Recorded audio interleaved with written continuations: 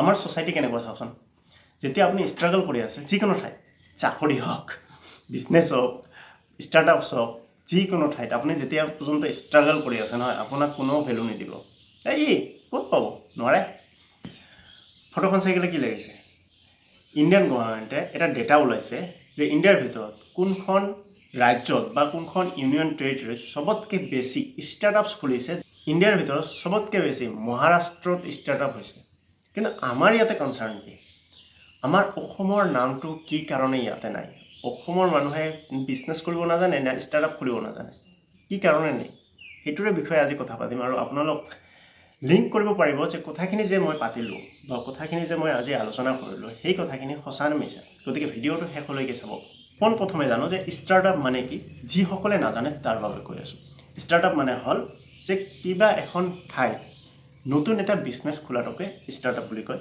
সেইটো কেইবাজনো মিলি কেলে কৰিব পাৰে মানে পাৰ্টনাৰশ্বিপ কৰিব পাৰে বা সল প্ৰপ্ৰিয়েটৰশ্বিপ মানে ইণ্ডিভিজুৱেল এজনো মিলি কেলে কৰিব পাৰে চ' সেইটোকে ষ্টাৰ্টআপ বুলি কোৱা হয় আমাৰ অসমত অসমীয়া ল'ৰাৰ না তো ৰিচোৰ্চেছ নাই না তো নলেজ নাই না তো পইচাৰ অভাৱ কিহৰ অভাৱ আমাৰ যে আমি ষ্টাৰ্টআপ খুলিব নোৱাৰোঁ আমি বিজনেছ কৰিব নোৱাৰোঁ চাৰিওপাশে আপোনালোক চাবচোন যে কোনবিলাক মানুহ আহি কেলে আমাৰ ইয়াতে বিজনেছ কৰি আছে মোৰ ওচৰৰ বিৰাচীপাৰা কোকৰাঝাৰ বঙাইগাঁও আমিতো অসমীয়া ল'ৰা বহুত কম দেখা পাই আছোঁ যে ইয়াতে বিজনেছ কৰি আছে বা ষ্টাৰ্টআপ খুলি আছে কি কাৰণটো কি হোৱাট ইজ দ্য ৰিজন কি কাৰণে আমাৰ কি এফিচিয়েঞ্চি নাই নেকি নে আমাৰ কৰাৰ দক্ষতা নাই নিশ্চয়কৈ আছে we are well educated we have resources আমাৰ ইয়াতে পইচা আছে কিন্তু আমি অপৰচুনিটিটো বিচাৰি কিয় নাপাওঁ আমি দেখা পাই আছোঁ যে এইখিনি বস্তুৰ প্ৰয়োজন হৈ আছে কিন্তু আমি কৰিবও কিয় নাজানো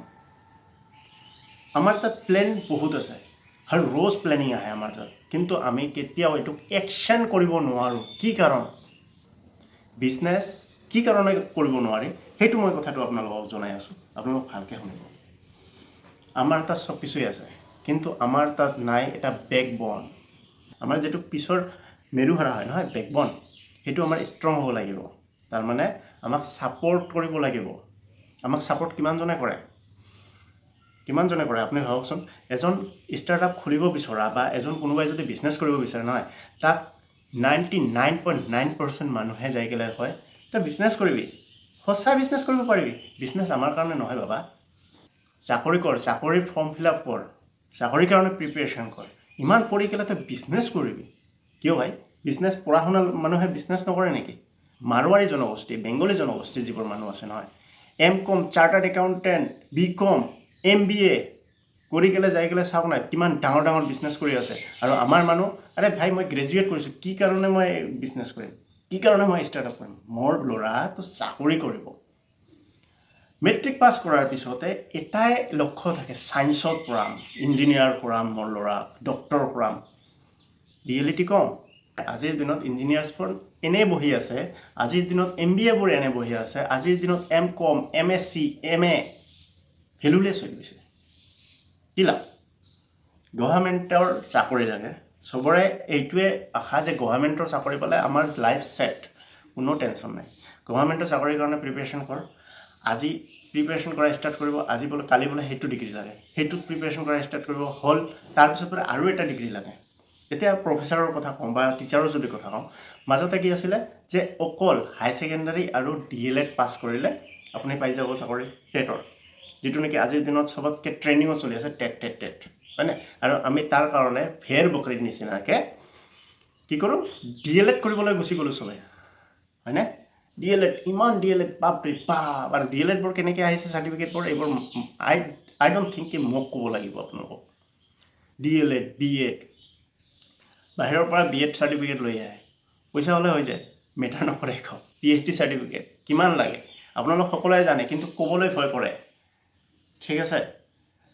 PhD 2 বছৰৰ ভিতৰত PhD হৈ যায় কেনেকৈ তাৰপিছত কি হ'ল B.Ed লাগে B.Ed কম্পালচৰি B.Ed নহ'লে টেট এক্সামৰ কাৰণে বহিব নোৱাৰিব B.Ed কৰাৰ পিছত এতিয়া আৰু কিবা কিবি আহিব তাৰপিছত পাৰ্চেণ্টেজৰ কথা আহিব এতিয়া লাহে লাহে নতুন নতুন আৰু বস্তুবিলাক আহি আছে চ' কিমান বছৰ পৰ্যন্ত ৱেইট কৰিব আৰু আনফালে কোনোবা যদি বিজনেছ কৰিব খোজে তেতিয়াহ'লে সেই একেটা কথা যে বিজনেছ নকৰিবি বিজনেছ কেলৈ কৰি আছোঁ চাকৰি কৰ চাকৰি আমি এইবোৰ চাই আহিছোঁ, বিজনেছ নকৰিবি, বিজনেছত অকল লছ আছে। ইমান বাৰ ক'ব, আপুনি ফ্ৰাষ্ট্ৰেট হৈ পেলাই ক'ব যা বিজনেছ নকৰোঁ যা, ড্ৰপ কৰি দিব আপুনি 100% চিয়'ৰ। আৰু যিকেইটা ড্ৰপ নকৰিব নহয় সেইকেইটা যাই পেলাই ষ্টাৰ্টআপ খুলিব, সেইকেইটা যাই পেলাই বিজনেছ ছাকচেছফুল কৰাই পেলাই দেখিব। আৰু সেই সময়ত এটা ভয় আহে, যদি মই ফেইল হৈ যাওঁ, যদি মই কৰিব নোৱাৰোঁ তেতিয়াহ'লেতো মানুহ হাঁহিব। ফাৰ্মে যায় মানুহ। আমাৰ ছ'চাইটি কেনেকুৱা চাওকচোন, যেতিয়া আপুনি ষ্ট্ৰাগল কৰি আছে যিকোনো ঠাইত, চাকৰি হওক, বিজনেছ হওক, ষ্টাৰ্টআপছ হওক, যিকোনো ঠাইত আপুনি যেতিয়া পৰ্যন্ত ষ্ট্ৰাগল কৰি আছে নহয়, আপোনাক কোনেও ভেলু নিদিব। এই ক'ত পাব, নোৱাৰে। চা না, এবাৰ ফেইল কৰক, তাৰপিছত কাম নাই ইয়াৰ, কাম নাই। এই কি যে পঢ়িছে, কি যে MBA কৰিছে, কি ইঞ্জিনিয়াৰ কৰিছে, কাম নাই, এইবোৰ বকৱাছ। বেলেগে চাৰ্টিফিকেটখন বহুত ইজিলি দিব, কিন্তু আপোনাৰ নিজৰ ওপৰত যিটো ভৰসা আছে নহয়, সেইটোৱে আচল বস্তু। আপোনাৰ পেৰেণ্টছে আপোনাক হেল্প কৰিব এটা এক্সটেণ্ট পৰ্যন্ত, এটা টাইম পৰ্যন্ত। তাৰপিছত যেতিয়া সেই মানুহবিলাক আহি গ'লে আপোনাৰ পেৰেণ্টছক বাৰ বাৰ ক'ব নহয় যে কি কৰি আছে আপোনাৰ ল'ৰা, এক্সাম দিবলৈ দিয়ক না। চাওকচোন, অমুকৰ ল'ৰাই 3rd গ্ৰেডত পালে, অমুকৰ ল'ৰাই টেটত পালে, যিটো নেকি ৰিচেণ্টলি হৈ আছে সেইটোৰ কথা কৈ আছোঁ।